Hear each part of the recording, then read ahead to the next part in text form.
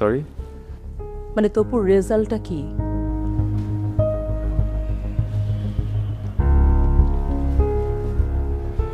এ minus. হ্যাঁ, আমি শুনি নাই।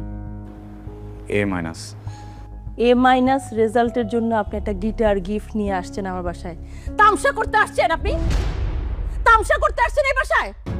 আপনাকে প্রথম দিন আমি বলি নাই যে আমি কিচ্ছু চাই না, কোনো কিছু চাই না, আমি শুধু একটা এ প্লাস চাই? বলি নাই আপনাকে? আপনি কোন মুখে একটা এ মাইনাস রেজাল্ট শুনে গিটার নিয়ে আসছেন এই বাসায়? আপনার আমি প্রতি মাসে গুনে গুনে 30,000 টাকা দিছি। টাকাটা তো হালাল ভাবে কামাই করতে হয়, তাই না? হালাল ভাবে কামাই করছেন। এ মাইনাস পাইছে আমার ছেলে।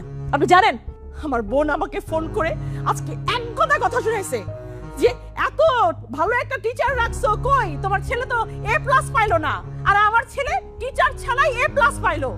এই কথা শুনতে আমার ভালো লাগছে।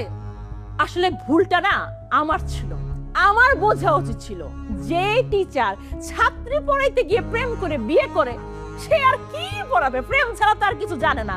হ্যাঁ, প্রেম ছাড়া কিছু জানে? পটায় তো বিয়ে করছেন একটা সুন্দর মেয়ে, পড়াইতে পারলে ঠিকই আমার ছেলে প্লাস পাইতো।